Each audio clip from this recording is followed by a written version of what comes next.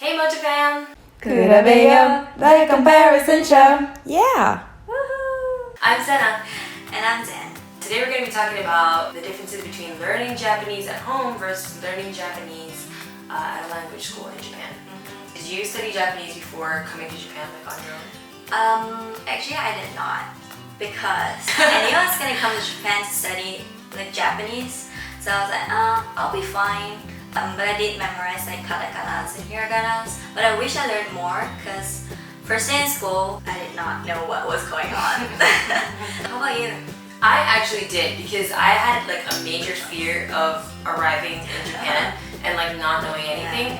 So I was that person who was like studying in the plane. I had a kanji book actually, and I was teaching myself really basic kanji. I learned hiragana, katakana too, and I think that was a really good decision because I was able to like go into the class and actually like know what was going on, you know? So without further ado, let's just jump right into the video.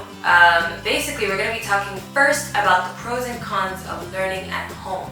So some of the pros of learning at home is that obviously you can like learn at your own pace. And the good thing about it too is that, like, for example, if you think you're like an auditory learner, then you can focus more on like, you know, auditory like input.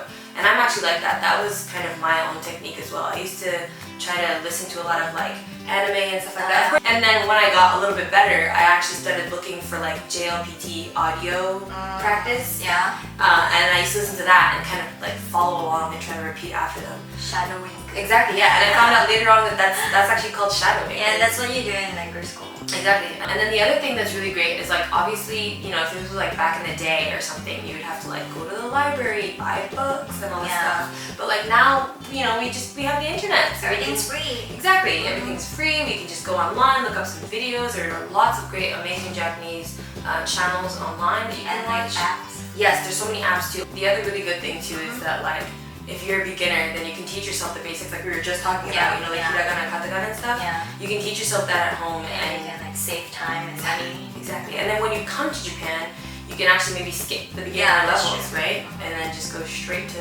maybe, I don't know, intermediate or something. Cons for studying alone is that, well, there's no one pushing you to study. That's true. So you lose motivation really quickly. Yeah. And there's no discussions or like group chats, communications. Yeah. And also if you live outside of Japan, then you can't really practice unless you have like Japanese friends if you're lucky. It's very hard to find Japanese people who are willing to practice with you, Exactly. like all the time. And you need somebody to correct you, like that's another big thing. Like you might be like, oh yes, I'm nailing Japanese. And then really you're just like full of mistakes. Oh my god. And there's like no one to check on your mistakes. Yeah, right? and So that's why the teachers come in. Exactly. With that being said, now let's get right into the pros and cons of learning at a Japanese language school. So the first one is the pros. Do you have some pros? So you learn to feel the environment because you're in Japan. Yeah. So like you walk out and you just speak Japanese. Right. So that's one way to practice Japanese. You can study more intensively because all you do in school is study Japanese. So there's no like, I'm just gonna do it on my free time. Right. But no, you're actually like focusing. Yes. And you're doing what you should be doing. Your visa depends on it. Yeah. And also you get to experience Japanese culture. Yeah, that's true. And immerse in the language because like a lot of Japanese words come from their culture. Right. For let's say wabi sabi. Oh yeah. It's a very Japanese word and it's hard to explain in Japanese or in English. You just have to be here and experience it. According to jisho.org. Exactly. Wabi sabi is an aesthetic sense in Japanese art centered on the acceptance of transience and imperfection.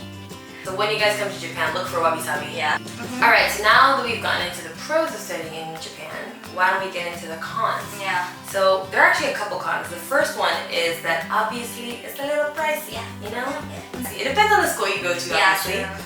You can find some cheap ones. We went to a cheap school, right? Cheap school. It wasn't cheap quality, it was cheap. affordable. Exactly, affordable. You can actually find some scholarships to help you save some money and stuff like that. But if you guys want to take a look, actually, we'll leave a link in the description. There's a website called JASO that offers quite a few scholarships. If you're interested, you can look at them. Most of them are for university or college students, but maybe you'll find something there for yourselves. And then the second con is that it takes like quite a bit of time, Like if you want to study Japanese for like, maybe 1 year or 2 years, it's a year that, you have to kind of pay before you're able to actually like work and live or even go to school in Japan. Your friends will be like 18 and you're like, hi guys, I'm con is actually that if you're very interested, for example, in, I don't know, computer science or design or whatever it is, you're not going to be able to study that while you're in Japanese school. You have to really focus on just learning Japanese during like that specific period of time. A lot of universities, they accept students with like a certain requirement for like Japanese language skills. Yeah. So you have to get your N1 or something. Or N2 or whatever it is. Yeah, exactly.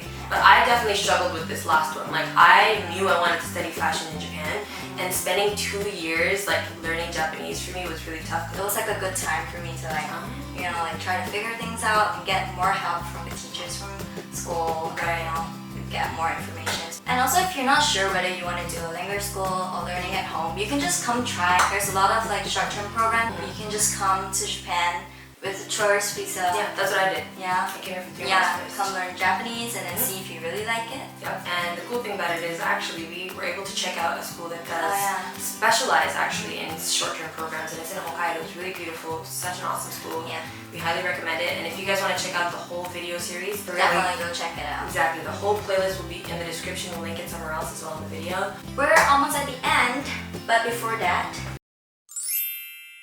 It's Kurabeyo time. my choice would definitely be the language school Okay. because I procrastinate. Yes. Yeah, and the most efficient way and the fastest way to learn a new language for me is to get pressured to go to a language school. So yeah, that's my choice. How about you?